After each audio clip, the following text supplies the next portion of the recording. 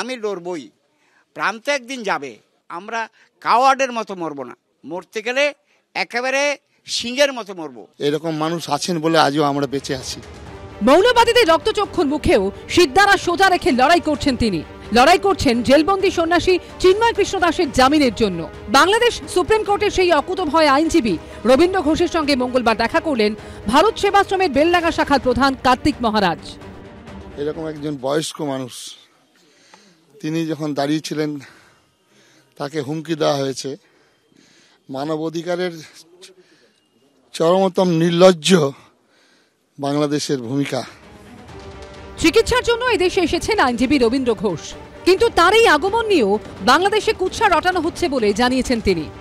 আজকেই কিন্তু যুগান্তরে এবং বাংলাদেশে যুগান্তরে এবং আরেকটা ইনকিলাবের দুইটা পেপারে আমার বিরুদ্ধে লিখেছে যে আমি নাকি এখানে রাষ্ট্রকে ধ্বংস করার জন্য, বাংলাদেশের রাষ্ট্রকে ধ্বংস করার জন্য আমি এখানে উত্তেজনা সৃষ্টি করতেছি।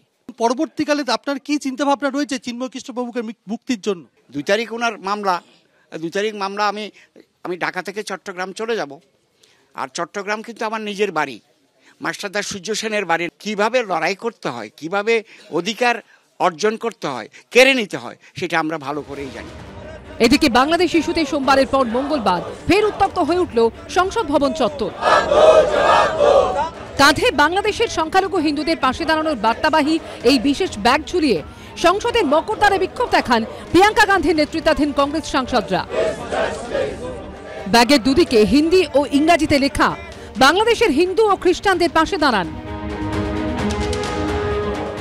এর পাশাপাশি হিন্দুদের ওপর অত্যাচারের প্রতিবাদ করে প্রিয়াঙ্কা গান্ধী এক্স হ্যান্ডেলে লেখেন, আয়ম নিজ পারো বেতি গাননা লঘু চিৎসম উদার চরিত্রানাং তু বসুধৈব কুটুম্বকম, যার অর্থ এটা আমার, এটা অন্যের, এমন বিভেদ ক্ষুদ্র মনের উদাহরণ। উদার চরিত্ররা গোটা বিশ্বকে পরিবার মনে করে। যদিও প্রিয়াঙ্কা গান্ধীর এই অবস্থানকে কটাক্ষ করেছে বিজেপি। ব্যাগ বদলেছেন, ভালো লেগেছে। তোষণের রাজনীতি থেকে বেরিয়ে এখন হিন্দুদের পাশে দাঁড়ানোর চেষ্টা করছেন, কিন্তু হিন্দুদের এই অবস্থার জন্য কারা দায়ী? এই পাপের জন্য দায়ী হচ্ছে কংগ্রেস। বাংলাদেশে হিন্দুদের ন্যায় বিচার দেওয়ার জন্য মোদী সরকারের কড়া পদক্ষেপের দাবিতে সংসদে স্লোগান তোলে কংগ্রেস। সমীরণ পাল ও বিজেন্দ্র সিংহর রিপোর্ট, এবিপি আনন্দ।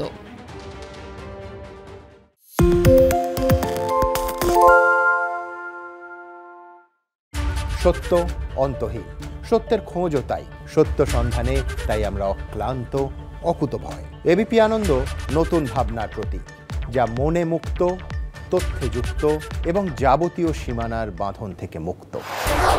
সীমা না শব্দটির মধ্যে লুকিয়ে আছে মানা শব্দটি, যেন চোখ রাঙানি এক অদৃশ্য বেড়াজাল, যা আটকে রাখে আমাদের এক ছোট্ট গণ্ডির মধ্যে। একমাত্র সঠিক খবরই গড়ে তুলবে এক মুক্ত সমাজ।